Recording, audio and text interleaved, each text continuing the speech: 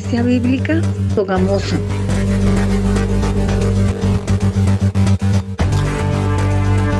Cartas a las 7 iglesias.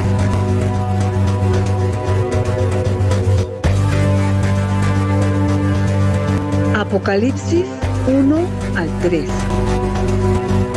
Cada mensaje viene para nosotros primero individualmente y después viene para nosotros como iglesia local, pero también es para todas las iglesias de esta ciudad, de este país y de todas las naciones.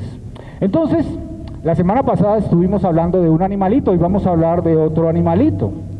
Este animalito, tal vez ustedes lo han escuchado hablar de él, se llama la mantis religiosa. Para los amigos solamente mantis, no hay necesidad de decirle religiosa, es la mantis.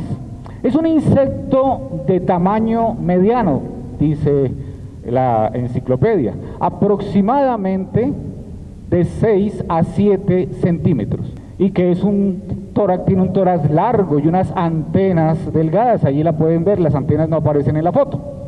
Tiene 2 ojos grandes compuestos y 3 ojos simples pequeños en la mitad.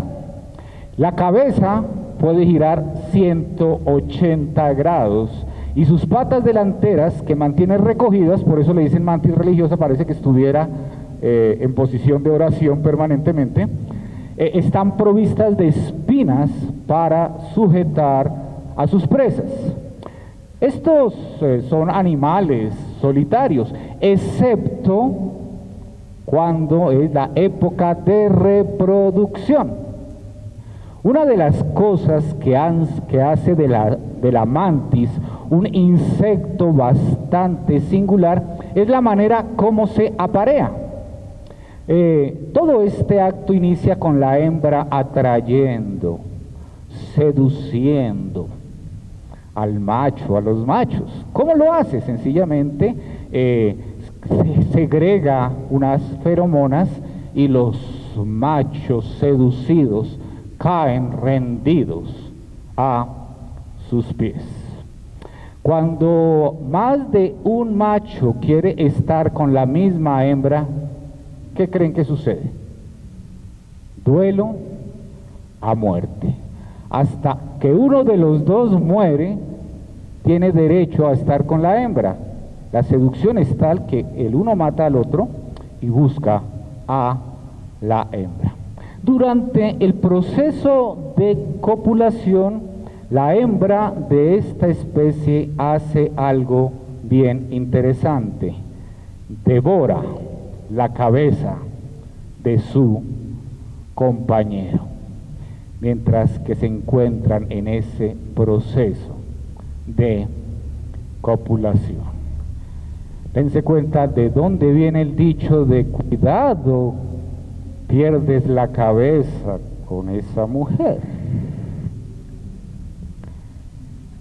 Pierde la cabeza.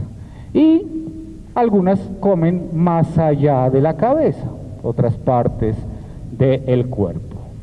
Pero como les decía hace 8 días, y hoy se los repito, no es una clase de zoología.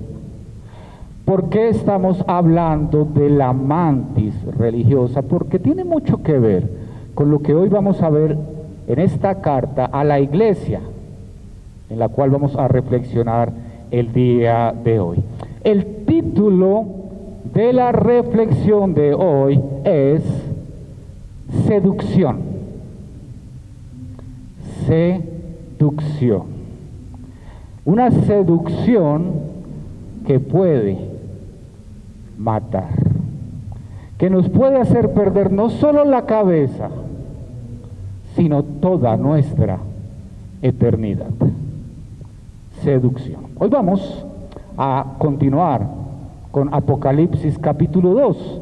Es la cuarta carta a la cuarta iglesia. Apocalipsis capítulo 2, versículos 18 al 29.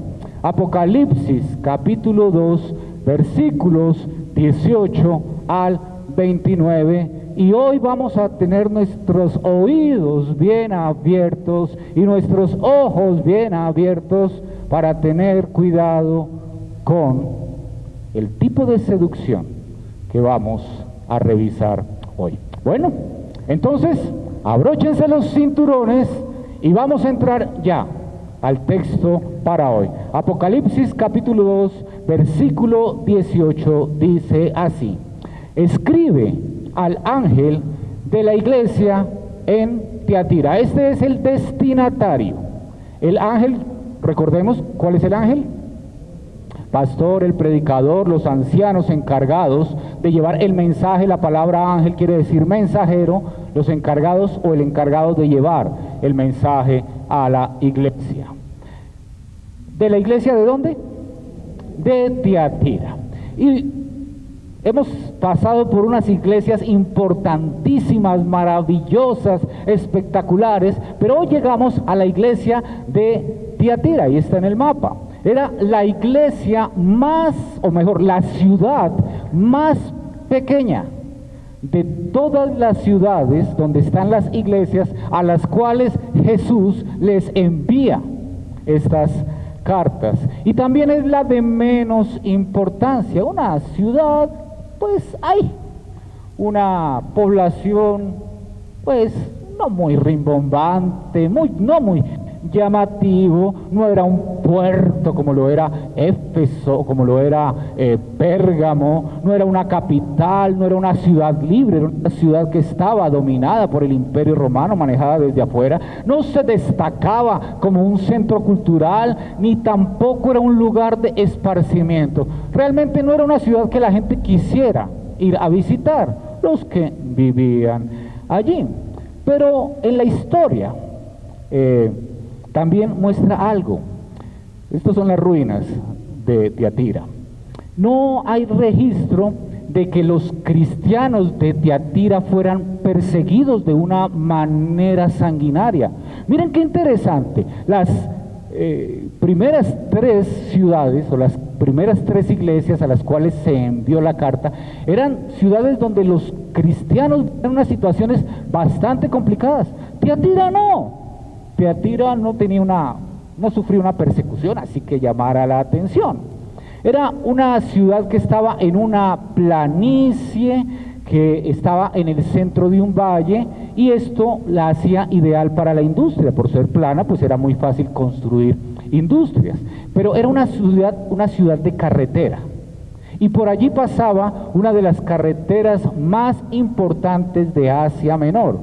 ¿Qué pasaba con esto? Pues que la gran mayoría de las personas que viajaban por Asia Menor se veían obligadas a pasar por allí. Conocemos ciudades de carretera que crecen y se vuelven importantes precisamente porque hay muchas personas que pasan por allí. Algunas se dedican al turismo. Tiatira no era el caso.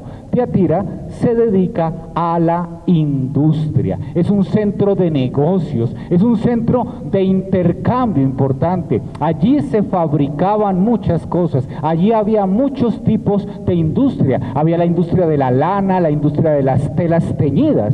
Las telas teñidas de púrpura salían de este lugar.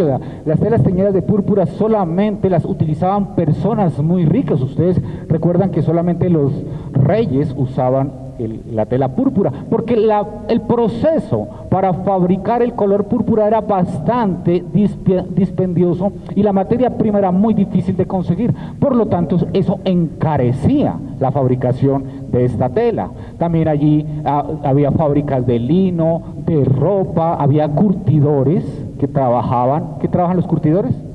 El cuero, exactamente. Había zapateros, orfebres que trabajaban el bronce, panaderos. Era una ciudad con mucha industria. Pero, y aquí es donde viene lo importante, por favor escuchen esto.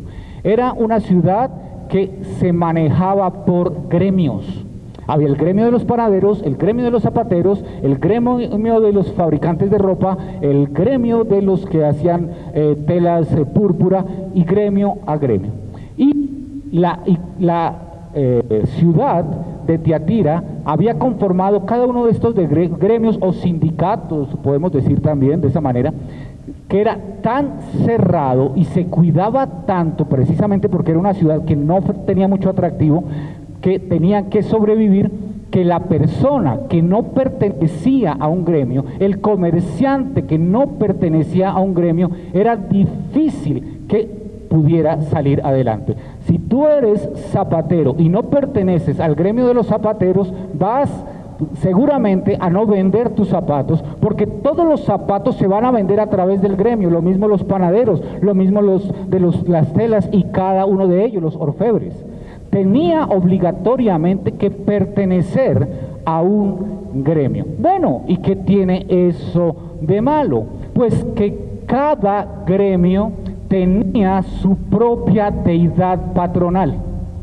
Cada gremio tenía un dios que era sacado de la colección de dioses griegos. Entonces los orfebres tenían un dios al cual rendían adoración porque era su dios patronal, los panaderos tenían su dios patronal, y cada uno de ellos tenía que pertenecer o adorar a ese dios. Conocemos entre nosotros que también hay santos patronos de los diferentes gremios. El más conocido, ¿cuál es? Los transportadores tienen su santa patrona. Es más o menos lo mismo, con la diferencia que era obligatorio adorar a ese santo patrono o a ese dios patronal para ser parte de ese gremio. Y aquí es donde empezamos a ver el problema que tenía la iglesia de Tiatira. Si tú eres un cristiano y eres orfebre y quieres vender tus productos, ¿qué tienes que hacer? Primero, inscribirte en el gremio. Y una vez te inscribes en el gremio, asistir a todos los actos cúlticos para el dios patronal de ese gremio. Entonces, aquí ya vemos que comenzamos a complicarnos. Era una ciudad que no tenía persecución, pero era una ciudad que tenía esta situación particular. La iglesia vivía en medio de eso. El dios más importante que regía allí en Tiatira era el dios Apolos. Y es necesario entender este dios. ¿Por qué? Porque este dios Apolos era el hijo del rey de los dioses griegos. ¿Cuál era? ¿Recuerdan? Eso lo vimos hace 8 días. Zeus, exactamente. Zeus. Y entonces, al ser el hijo del dios principal, era llamado hijo de Dios. Apolos es el hijo de Dios. El libro de Hechos, de Tiatira no se habla mucho en la Biblia, pero hay una mención bien especial en el libro de Hechos. Hay una mujer que vendía y fabricaba telas púrpuras. ¿Alguien lo recuerda? Eso está en el libro de Hechos. Con L. Lidia. Ah, bien, Sarita. Lidia. Y Lidia está en Filipos, en otra ciudad, y se encuentra con Pablo. Vamos a ver allí en Hechos 16 del 13 al 15 esta historia para entender un poquitico cómo era la situación en aquella época. Dice Hechos 16 del 13 al 15. Está escribiendo allí Lucas y dice: el día de reposo fuimos a la orilla del río que está fuera de la puerta donde se reunían para orar. Esto está en Filipos, recuerden, lo que se está narrando es en la ciudad de Filipos. Nos sentamos y hablamos con las mujeres que habían llegado. Una de ellas, que se llamaba Lidia, era vendedora de púrpura en Tiatira. Púrpura es las telas teñidas de color púrpura. Y ya desde antes adoraba a Dios. Mientras Lidia escuchaba, el Señor le abrió el corazón para que estuviera atento a lo que Pablo decía. Ya Lidia había escuchado hablar del Dios de la Biblia y lo adoraba, así como Cornelio, recuerdan de Cornelio, pero no conocía a Jesús, por eso es que le predican. Mientras Lidia escuchaba, el Señor le abrió el corazón para que estuviera atenta a lo que Pablo decía. Entonces la bautizamos junto con los demás miembros de su familia. Y dice ella: si ustedes creen que soy fiel al Señor, nos dijo ella, vengan a hospedarse en mi casa. La situación es que al igual que muchos comerciantes, Lidia tenía en algunas ciudades que eran importantes para su producto, unas casas que alquilaba para que cuando estuviera en esa ciudad, allí guardaba las telas, guardaba su producción, pero también se quedaba a dormir durante esos días. Y Lidia invita a Pablo y a sus acompañantes a quedarse esa noche allí. Entonces, esa es la manera como se comerciaba en aquella época. Vamos entonces a continuar nuevamente, o vamos a volver al versículo 18. Entonces, ya vimos quién es el destinatario, o quiénes son los destinatarios. Y ahora vamos a ver quién es el remitente. Y comienza diciendo, el Hijo de Dios. Miren, esto es importantísimo. Es la única vez en Apocalipsis que se nombra a sí mismo como el Hijo de Dios, enfatizando su deidad. Para un judío, el ser hijo de alguien quería decir que tenía la misma naturaleza de ese alguien. Si eres hijo de una jirafa, tienes naturaleza de jirafa. Si eres hijo de una trucha, tienes naturaleza de trucha. Si eres hijo de Dios, tienes naturaleza de Dios. Eres Dios. Por eso Jesús se señala a sí mismo como Dios mismo. Les está diciendo a la iglesia de Tiatira, es Dios mismo el que les está hablando, no es cualquiera el que les está hablando. Y de paso está diciendo, ese que aquí llaman el Hijo de Dios, que es Apolos, no es el Hijo de Dios, yo soy el verdadero Hijo de Dios. Y cuando comienza hablando el Hijo de Dios, ya empezamos a ver que esta carta tiene cierto tono. Es un tono fuerte. Es un tono en el que les está diciendo, hey, ojo, no es cualquiera. Ustedes están recibiendo una carta, pero no es de cualquiera, es de Dios mismo. Y después continúa diciendo, que tiene ojos como llama de fuego y sus pies son semejantes al bronce bruñido.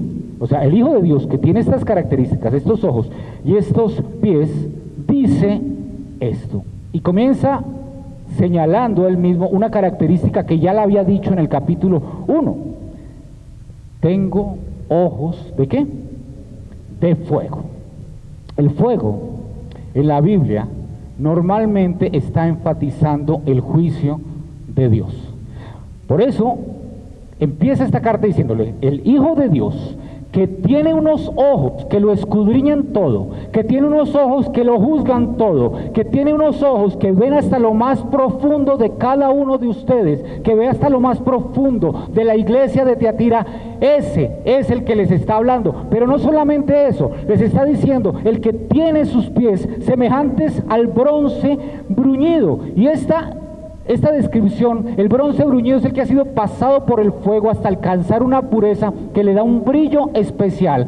Quiere decir, este Jesús es puro, ha sido pasado por el fuego, es santo, santo, santo. Tengo ojos como de fuego, pero también tengo una naturaleza pura, una naturaleza santa. Y cuando una persona de la iglesia de Tiatira lee esta carta, inmediatamente sabe que lo que les van a hablar no es cualquier cosa, que ese Dios que les está hablando los está mirando hasta lo más profundo del ser, los está mirando hasta lo más profundo del corazón, los está mirando hasta lo más profundo de la mente, los está mirando hasta lo más profundo de sus intenciones, los está mirando hasta lo más profundo de sus emociones. No hay nada que se esconda a ese Hijo de Dios que tiene ojos como llamas de fuego y que tiene pies de bronce bruñido por el fuego, santo, y que lo escudriña todo y que lo ve todo. Y ese mismo Jesús es el que nos está hablando hoy a nosotros.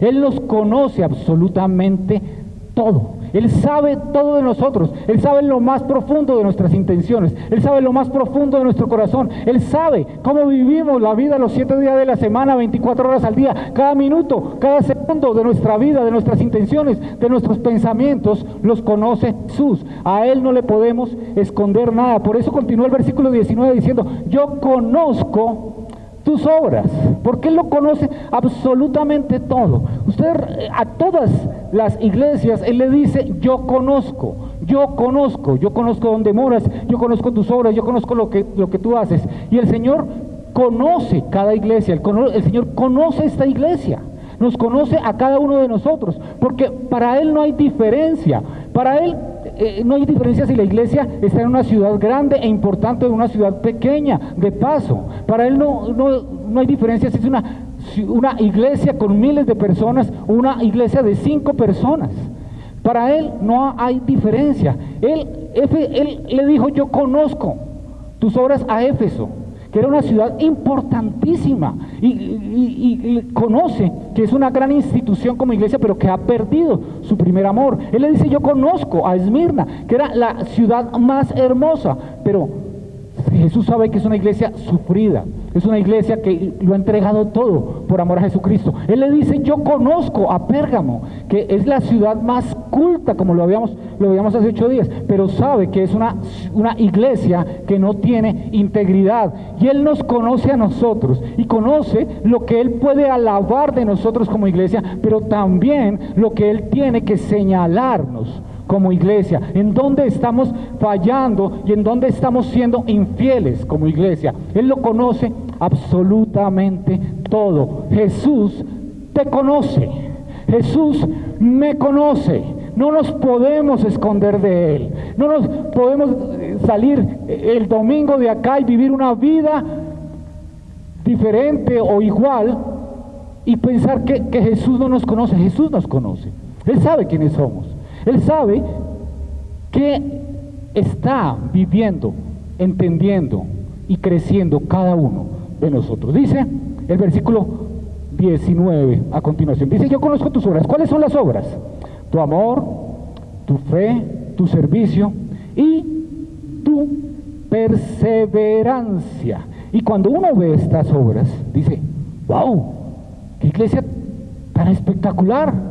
¡Qué iglesia tan bonita! Una iglesia que tiene amor, que tiene fe, que tiene servicio, que es perseverante.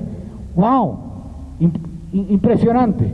Pero cuando la comparamos con las iglesias que hemos visto hasta ahora, Jesús señala las cualidades y las explica. Dice, conozco esto de ti y veo que haces esto además. Aquí simplemente las menciona, pero no se detiene en estas cualidades de la iglesia, y eso nos pone a pensar desde ya, ¿por qué Jesús como que pasa tan rápido por estas 4 cualidades que son importantísimos? Pero Él no se detiene a hablar de las cualidades, pero dice además que,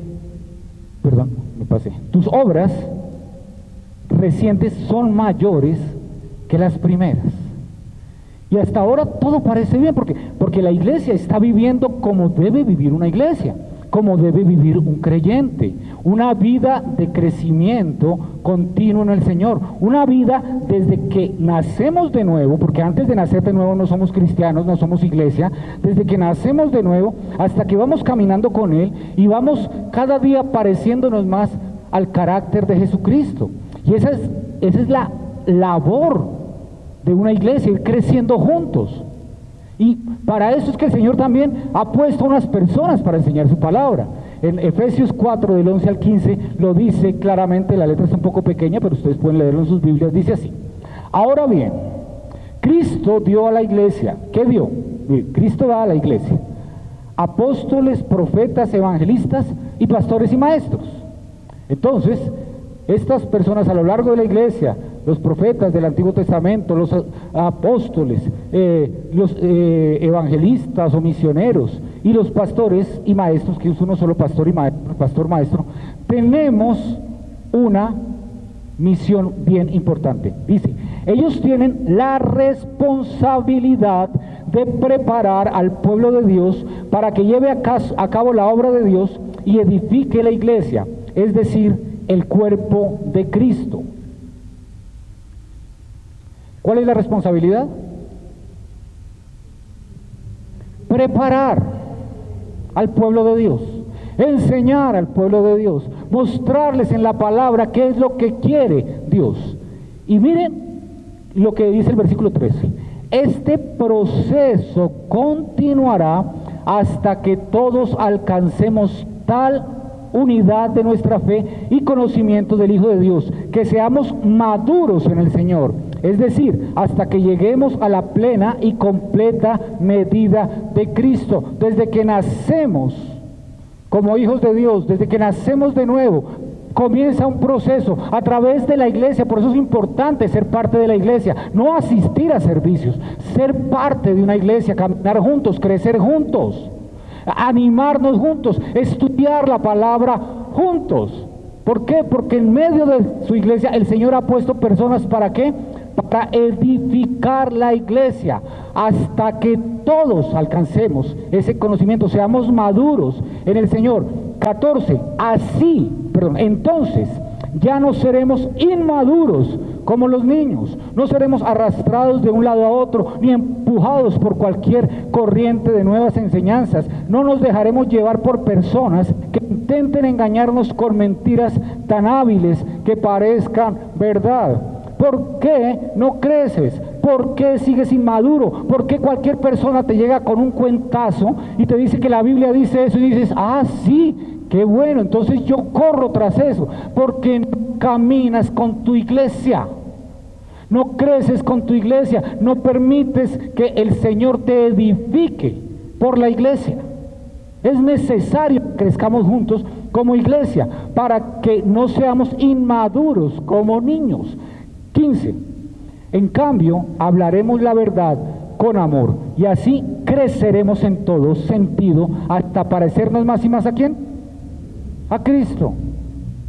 No es hasta que tengamos un récord de asistencia, no es hasta que nos nombren miembros de una iglesia, no es hasta que lleguemos a ser parte del consejo. No. ¿Cuál es el objetivo? El objetivo es parecernos más y más a Cristo, quien es la cabeza de su cuerpo, que es la iglesia. El pastor maestro, al igual que los otros dones que el Señor ha puesto, tiene una responsabilidad: hacer todo lo necesario para preparar al pueblo de Dios. Es necesario crecer. Si no estás creciendo, es posible que no hayas nacido de nuevo, porque una planta, para que crezca, tiene primero que haber nacido, primero tiene que haber brotado la semilla de la palabra de Dios y comenzar a crecer, y quedarse en el camino y quedarse como unas hojitas. No, dar fruto. ¿Y el fruto qué es? Llevar la palabra a otros, sembrar las semillas que salen de nuestra vida en otras personas, para que hayan nuevas plantas, nuevos nacimientos de nuevo. Primero hay que nacer de nuevo. La vida cristiana se da de adentro hacia afuera. Los árboles de Navidad, hermosos, tienen adornos por todos lados, bolas de colores por todas partes. ¿Tienen vida? ¿Por qué? Porque todo es externo. Le ponemos los adornos, pero no hay vida, no nació el fruto desde adentro. No podemos ser cristianos si no nacemos de nuevo, y si no es el Señor mismo el que hace que haya fruto en nosotros por la obra del Espíritu Santo en nuestras vidas. Espíritu Santo que solamente está en los que han nacido de nuevo. Si no hemos nacido de nuevo, no vamos a dar fruto. Parece que en la iglesia de Tiatira había muchos que tenían un comportamiento solo externo. Y ustedes me pueden decir en ese momento, pero un momento, está especulando, pastor. ¿Por qué dice eso? Por lo que vamos a leer a continuación. Dice el versículo 20: pero tengo esto contra ti. Wow. La verdad de lo que era la iglesia de Tiatira, la verdad de lo que somos nosotros, no es oculta a los ojos de fuego de Dios. Había un cáncer que lenta y fatalmente estaba matando a la iglesia de Tiatira. Pero si el Señor dijo que tenía unas obras muy bonitas y que además de eso iba creciendo, ¿cómo así? Si todo parece bien. Antes de entrar de lleno en el mensaje, les voy a poner un ejemplo para que entendamos un poco qué es lo que está sucediendo con la iglesia de Tiatira. Es como si alguien le dijera a una mujer: eres una esposa amorosa que apoya a su esposo en todo, y además eres una madre protectora, pero tengo contra ti que estás adulterando con tu jefe y gastando el dinero del fondo familiar en borracheras con tu amante. ¿Pesa algo lo primero? ¿Pesa algo que sea una esposa amorosa que apoya a su esposo en todo? No. Lo segundo aplasta lo primero. Tiene unas buenas características esta mujer, incluso una madre protectora. Pero lo segundo aplasta esas primeras características, y algo así es lo que sucede con la iglesia de Tiatira. Dice: tengo esto contra ti, que toleras a esa mujer Jezabel, que se dice ser profetisa y enseña y seduce a mis siervos a que cometan actos inmorales y coman cosas sacrificadas a los ídolos. ¿A quién tolera? A Jezabel. Jezabel. La iglesia estaba confundiendo ese amor con tolerancia. Estaban tolerando, y eso ya no es amor. Eso ya es un daño fuertísimo. La iglesia estaba tolerando a personas, específicamente aquí nombra a una persona, que seducían, ¿recuerdan? La mantis, seducían a los hermanos de la iglesia al pecado. Seducción. El centro de la corrupción de la iglesia es una mujer a la que Jesús, ¿cómo llama? Jezabel. Realmente no se llamaba Jezabel. ¿Y entonces por qué Jesús dice Jezabel? Porque el comportamiento de esta mujer evocaba a una Jezabel que aparece en el Antiguo Testamento, en el primer libro de Reyes. Pero ¿cómo así? Ejemplo, si yo le digo a una persona: no, ese es mucho fariseo, ¿es porque pertenece a la secta farisaica? ¿Por qué? Es un falso, es un hipócrita. Evoca el comportamiento de los fariseos. Si alguien me dice a mí: oiga, no, usted es mucho Judas, ¿qué está diciendo? ¿Que yo soy qué? Traicionero, un traidor. No es que yo me llame Judas, es que estoy siendo un traidor. Lo mismo es con Jezabel. No es que esta mujer se llamara Jezabel, es que esta mujer se comportaba como la Jezabel del Antiguo Testamento. Jezabel fue uno de los personajes más malvados del Antiguo Testamento.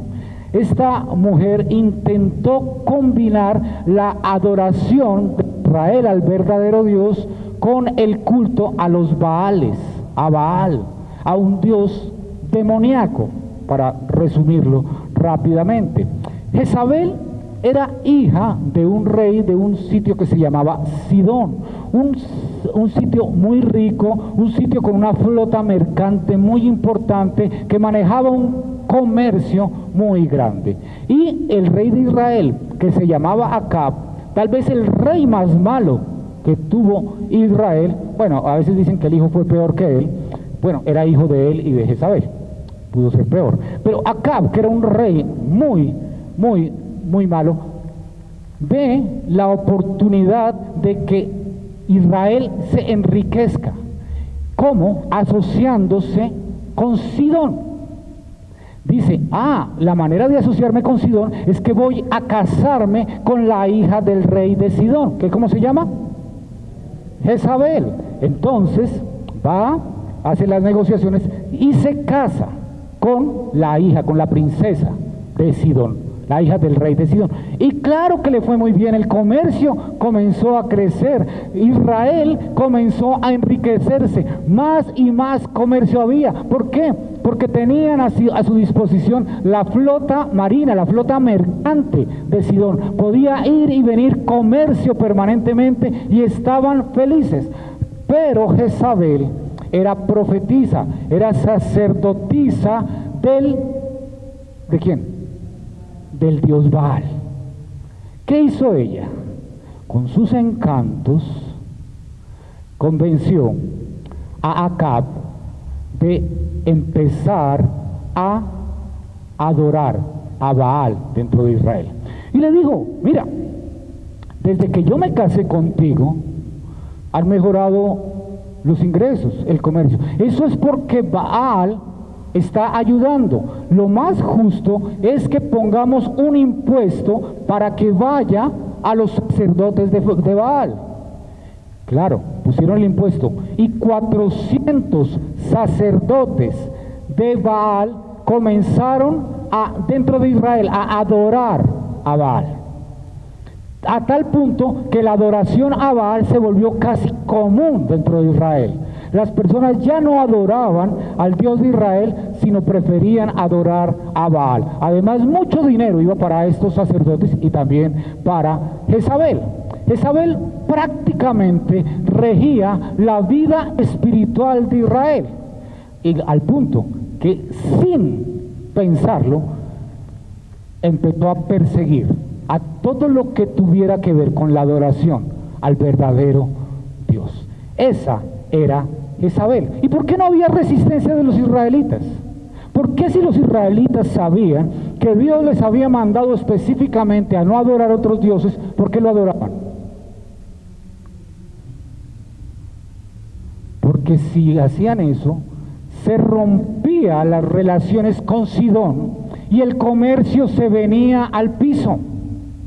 No les convenía, era más conveniente estar bien con Jezabel y tener la flota mercante de Sidón y tener el comercio abierto para sacar sus productos. Esa era la razón. Pero ahora, ¿qué tiene que ver la Jezabel del Antiguo Testamento con esta mujer a la que Jesús llama Jezabel, esta mujer que está en Tiatira? Pues que la Jezabel de Tiatira se identificaba como cristiana, pero no era cristiana. Se identificaba como nacida de nuevo, pero no había nacido de nuevo. Ella acompañaba o simpatizaba o permitía las costumbres de la época dentro de la iglesia. Tenía lo que llamamos nosotros un pensamiento relativista. No hay verdades absolutas. Si tú tienes una verdad y yo tengo mi verdad, pues cada uno está en su verdad y estamos felices juntos. Eso era lo que ella pensaba. Esta mujer seducía a la iglesia con la idea que los cristianos podían mantenerse unidos a los gremios sin ningún problema. ¿Qué tienes que hacer? Pues no te preocupes, sencillamente tú mezclas tus valores cristianos con los valores del mundo. Tú el domingo vas, te congregas, oras, tomas la cena del Señor, cantas al Señor, escuchas a ese pastor maestro que te está echando lora, pero cuando sales, practicas lo que practica el mundo. No hay problema, hazlo. Eso es lo que decía Jezabel. Ojo, hoy muchos que se dicen cristianos, porque del dicho al hecho hay mucho trecho, están siendo seducidos por estas nefastas enseñanzas. Jezabel enseña que en las reuniones de la iglesia y en la casa puedes vestirte externamente con prácticas y valores cristianos, pero cuando sales a la calle serás igual a cualquier persona no cristiana. No hay diferencia.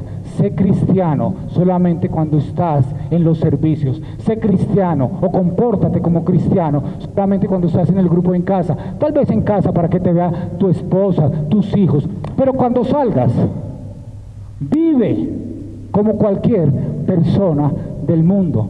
Lo que decía Jezabel es: mientras no peques escandalosamente, mientras no adulteres, mientras no mates a nadie, pues ¿qué es ir a tener esta práctica sencilla, básica? Mantente dentro de los gremios. Pero en la iglesia de Tiatira sí había unos pocos cristianos de verdad.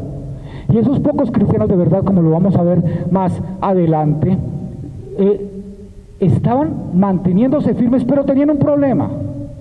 Se estaban callando, estaban tolerando la seducción de esta Jezabel. Entonces Tiatira tiene dos problemas. Por un lado, hay unos falsos cristianos que se dicen cristianos, que siguen el juego de Jezabel, y por otro lado, hay unos verdaderos cristianos que se quedan callados. Y cuidado, porque nosotros tendemos a quedarnos callados, tendemos a no señalar a quien está comportándose como un Jezabel. Es que lo conozco hace tanto, es que es el esposo de una hermana querida. No, es que es la mamá de esta persona que es tan fiel en la iglesia. ¿Cómo voy a decir algo? Pues hay que decirlo, porque si no estamos tolerando a los Jezabeles, los estamos tolerando, no diciendo nada. Cada iglesia, todas las iglesias a lo largo de la historia son bombardeadas por fariseos, por Judas y por Jezabeles. Pero los peores son los Jezabeles, porque por lo menos el que traiciona, traiciona, ya. El que es hipócrita ya. Pero el que está llevando a otros al pecado, a decirle: no importa que tú vivas tu vida como sea, no importa lo que tú practiques, no hay problema, está haciendo que los pequeños pierdan la comunión con el Señor, que los que están comenzando con el Señor se confundan.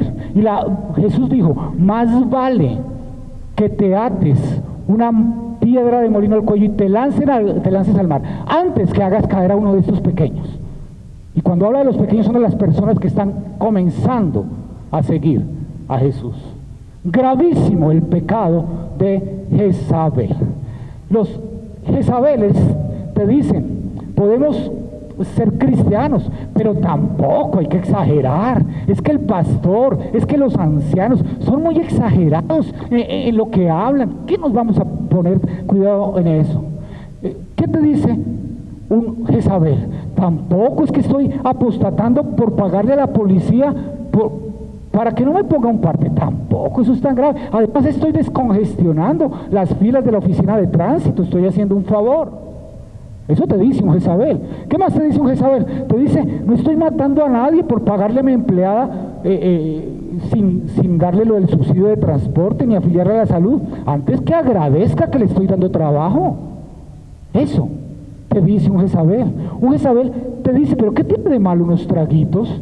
Al contrario, estoy apoyando con los impuestos para la salud. Eso no tiene nada de malo, unos traguitos. ¿Qué te dice un Jezabel? Es que me tocó tener una novia no creyente, una novia que no ha nacido de nuevo. Es que no hay cristianas que me gusten. Si no hay una cristiana que te guste es porque no eres cristiano. Así como un armiño no saldría con un marrano, un cristiano no saldría con un no cristiano. Así de sencillo. Así, porque le huele a feo. Eso dice Jezabel: no hay problema, enmarranéate, no hay problema. ¿Qué te dice un Jezabel? Puedes ir a un lugar, a un espectáculo que promueva los valores anticristianos, no hay problema. ¿Qué tiene de malo? Además, hay que conocer para poder criticar, ¿sí? Entonces hay que fornicar para poder decir que no debo fornicar. ¿Debo drogarme para decir que no tengo que drogarme? ¿Tengo que adulterar para decir que es malo adulterar? ¿Tengo que matar para darme cuenta que es malo matar? ¡Hey! No hay que probar las cosas, solamente hay que leer la Biblia. En la Biblia nos dice cómo vive un cristiano, y ya.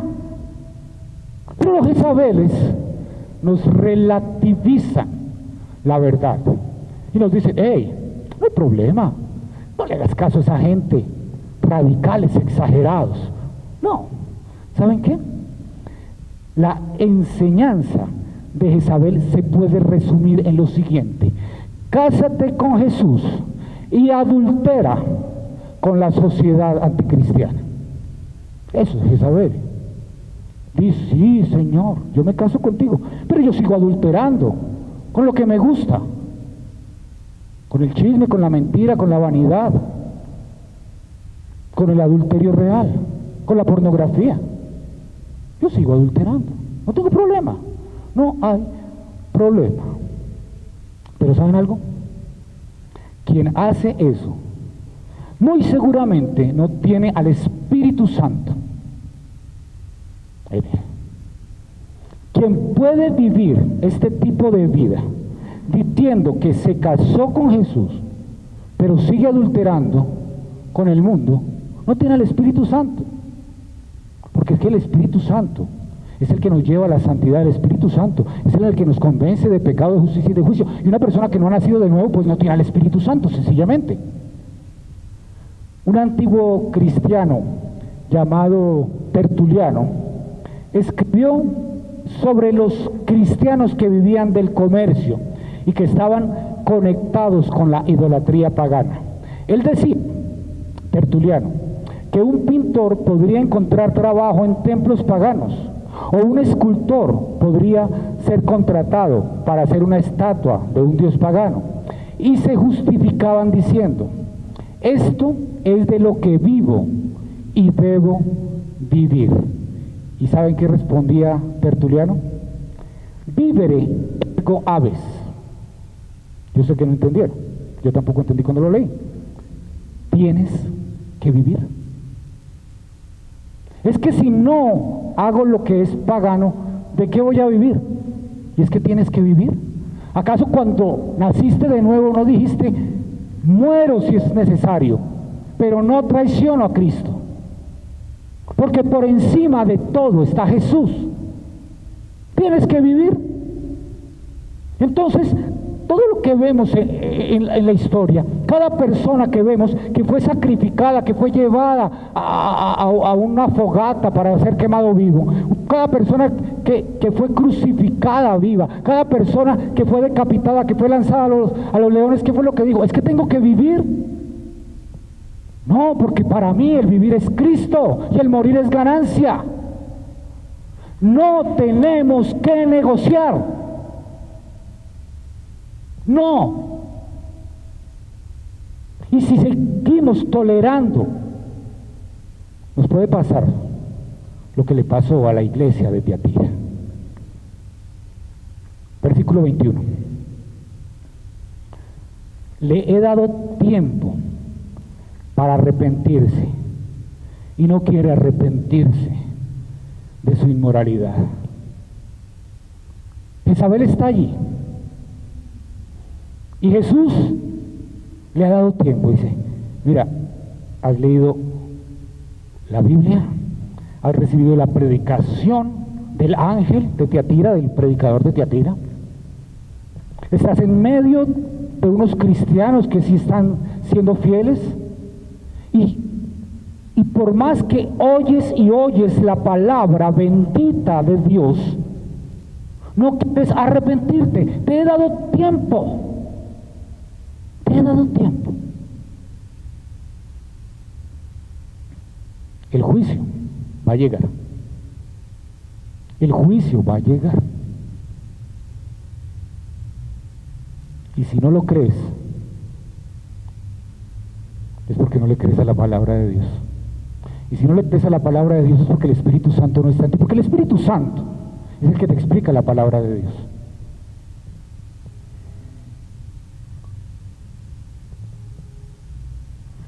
El juicio va a llegar. Y Jesús acá le habla a la iglesia de Tiatira, porque les está enviando esta carta. Aún no ha pasado nada de eso, les está diciendo lo que está pasando en ellos. Les está diciendo, ojo, un poco de levadura leuda toda la masa. Un poco de inmoralidad, un poco de hipocresía, un poco de falso cristianismo corrompe toda la iglesia. Y sabemos de denominaciones completas que hoy están muriendo. Grandes denominaciones que en la historia del cristianismo fueron fuertes y llevaron la palabra de Dios y abrieron muchas iglesias en muchos lugares del mundo y hoy están muriendo porque permitieron el falso cristianismo en sus iglesias.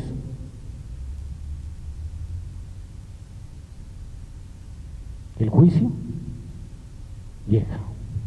Versículos 22 y 23.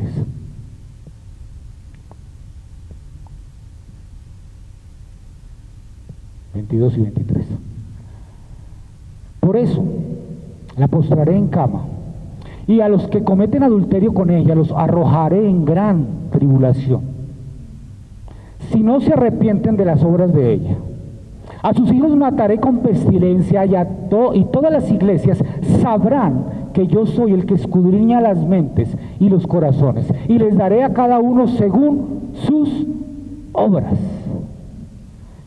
Antes que Jesús le diga a la iglesia de Tiatira lo que tiene que hacer, ya le dice lo que le va a suceder. Él va a castigar. Él va a traer fuego consumidor. La arrojaré en la cama. Esto habla de enfermedad, de dolor, de tribulación. Pero no solamente a ella, sino ¿a quiénes?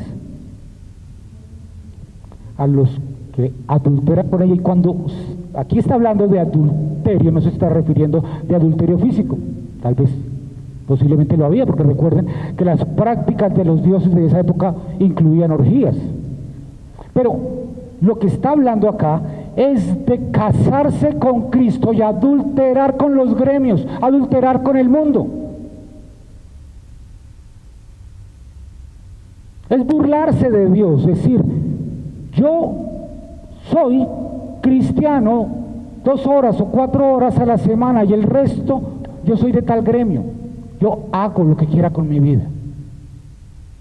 Ese es el adulterio al que se refiere. Los que están en las iglesias sin un verdadero arrepentimiento son infieles y están promoviendo la infidelidad al Señor. Y va a venir aflicción, enfermedad, ahora o después. Porque el castigo es el resultado de no arrepentirse. ¿Cómo así? ¿Acaso no era de no creer? Sí. Pero es que el creer me lleva al arrepentimiento y el arrepentimiento me lleva al creer. Son inseparables. Si yo he creído, me arrepiento. Pero no me arrepiento por un momentico, como si fuera un acto de contrición. No, aquí no estamos hablando de actos de contrición. Aquí estábamos hablando de cambio de mentalidad para cambio de dirección. ¿Por qué el Señor dice que cuando creemos nos perdona nuestros pecados pasados, presentes y futuros? Porque cuando yo me arrepiento del pecado que cometí hoy, es un arrepentimiento que está enmarcado en el verdadero arrepentimiento. El día que yo nací de nuevo, creí y me arrepentí. Dejé de caminar hacia los gremios, hacia el pecado, hacia mis amigos, hacia mis negocios, hacia mi dinero, hacia mi ego, hacia mi vanidad, hacia mi chismorreo, y comencé a caminar hacia Jesús. Y sí, fallamos, claro, y nos tenemos que arrepentir de esos pecados y de esas fallas, pero eso está enmarcado dentro del arrepentimiento general que se da cuando nacemos de nuevo. Si no hemos nacido de nuevo, estos arrepentimientos son mentirosos, no son arrepentimientos verdaderos, son lágrimas de cocodrilo.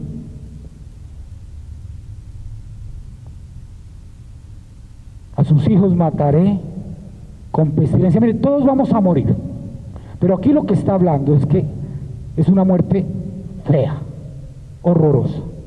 Pero me encanta que ahí dice, y todas, voy a ponerlo nuevamente, y todas las iglesias sabrán que yo soy el que escudriña las mentes y los corazones. Todas las iglesias, nosotros lo estamos sabiendo hoy. Hoy sabemos que Jesús escudriña las mentes y los corazones, y hoy salimos de este lugar sin tener excusa. No podemos escuchar a las Jezabeles, no podemos ser Jezabeles. Jesús escudriña nuestras mentes, nuestros corazones. En algunas versiones tal vez ustedes tengan ahí que dice corazones y riñones, creo que es. ¿Corazón y riñones? No, ninguna de sus versiones. El original dice corazón y riñones. Porque para el judío, el corazón es el lugar del intelecto. ¿Qué diferencia como nosotros pensamos? El corazón es el lugar del intelecto y los riñones era el lugar de las emociones. Lo que está diciendo Jesús es: yo conozco sus intenciones, sus emociones, sus pensamientos. Ustedes le pueden mentir a todos, ustedes pueden mentirle a la iglesia bíblica de Sogamoso, pero a mí no me van a mentir. Yo los conozco, tengo ojos de fuego. 24, ya vamos terminando. Pero ustedes, a los demás que están en Tiatira, a cuantos no tienen esta doctrina, que no han conocido las cosas profundas de Satanás, como ellos las llaman, les digo que no les impongo otra carga. No obstante, lo que tienen, reténgalo hasta que yo venga. Aquí es la palabra de esperanza. Aquí la palabra hermosa. Aquí la palabra para los fieles. Aquí la palabra para los nacidos de nuevo. Aquí la palabra para los que están siendo guiados por el Espíritu Santo. Aquí la palabra para los que se han negado a sí mismos para seguir a Jesucristo. Aquí la palabra para todos aquellos que han dicho: sí, Jesús, tú estás por encima de todo. Tú eres mi verdadero tesoro. Tú eres mi verdadera pasión. Tú eres lo único que yo quiero saber. Solo quiero saber de ti. Lo demás no me importa. No me importan los gremios. No me importa lo que yo hacía antes. No me importan los amigos. No me importan esas actividades. Tú estás por encima de todo. Esa es la palabra de esperanza. Hay una palabra hermosa para todos aquellos que han sido fieles, porque estas personas se encontraban en una iglesia claramente mundana. ¿Seremos una iglesia mundana? Señor, si es así, ten misericordia de nosotros. Tú lo conoces todo. Estaban en medio de una iglesia mundana que aceptaba el pecado, y esto era una situación triste porque crea división, porque molesta a los que quieren vivir en santidad que estén al lado de los que quieren vivir en corrupción, y molesta a los que quieren vivir en corrupción que tengan al lado personas que quieren vivir en santidad, porque no se tolera. No quiero, esa persona es incómoda, esa persona cree demasiado en Jesucristo, esa persona es demasiado radical, y las personas radicales me huelen feo. Molesta, crea división. La palabra corta, rompe. Por eso Jesús dice que no vino a traer paz sino guerra. Y entre los mismos familiares se van a dividir, porque uno dice: yo voy a seguir a Jesucristo, y el otro dice: yo voy a seguir el pecado. Y se rompen las relaciones. Estos creyentes están frente a una doctrina que proclama esta Jezabel, que es una doctrina que proviene del mismísimo Satanás. ¿Es lo que dice ahí? Las cosas profundas de Satanás. Detrás de esta verdad atractiva del relativismo, de que no hay verdades absolutas, que tú puedes vivir una vida doble, se esconde toda la maldad diabólica de Satanás. Allí se esconde. Pensar que participar de los actos paganos, de las actividades del mundo, es algo intrascendente, para Jesús implica adentrarse en el oscuro mundo de Satanás. Eso es lo que nos está diciendo.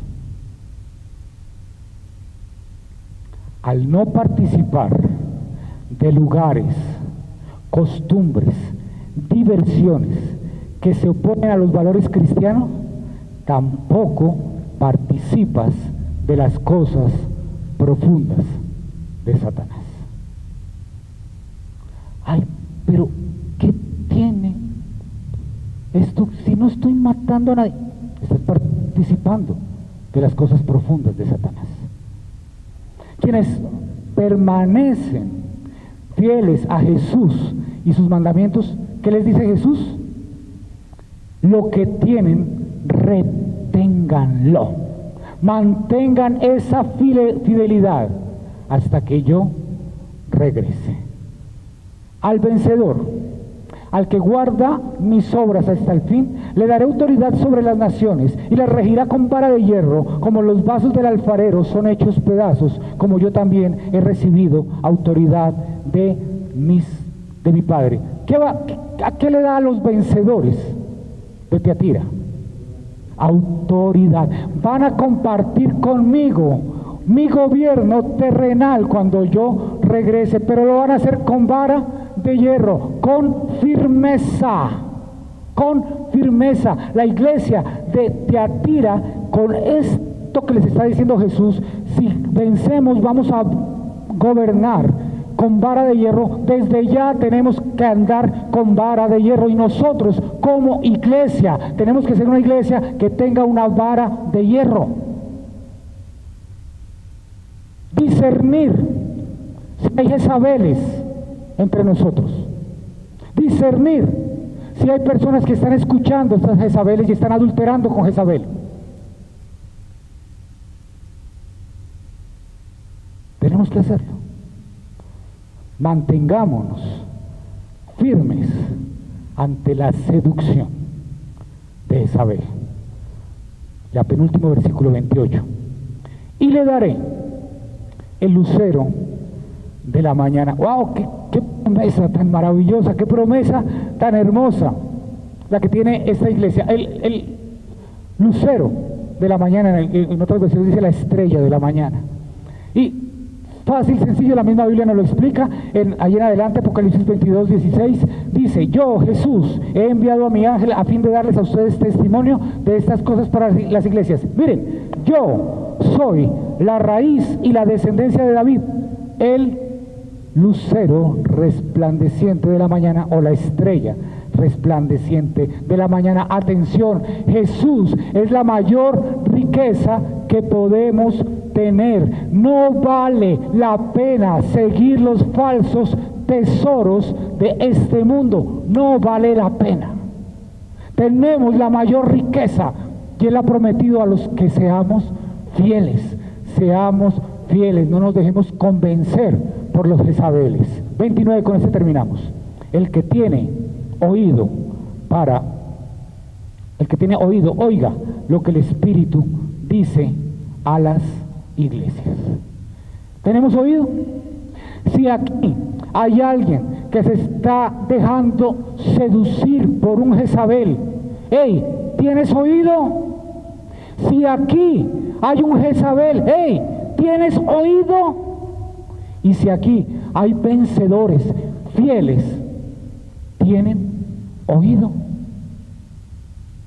Si tenemos oído, escuchemos lo que el Espíritu Santo dice a las iglesias. Conclusiones.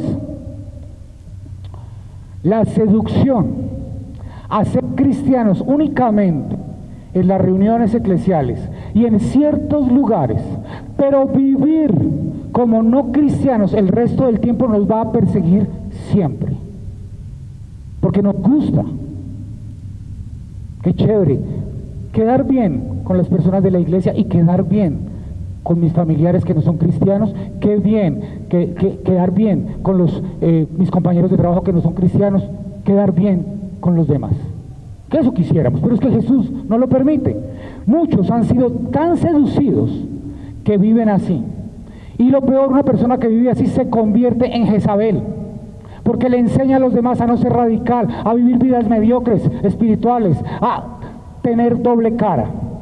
Hoy, en esta palabra, Jesús nos exhorta a huir de esas prácticas satánicas y ser vencedores que disfrutarán de la gran recompensa que el Señor tiene para los fieles. ¿Oramos? Iglesia Bíblica Sogamoso.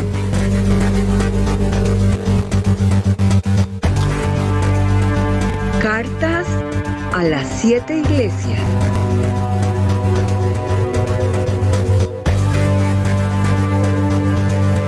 Apocalipsis 1 al 3.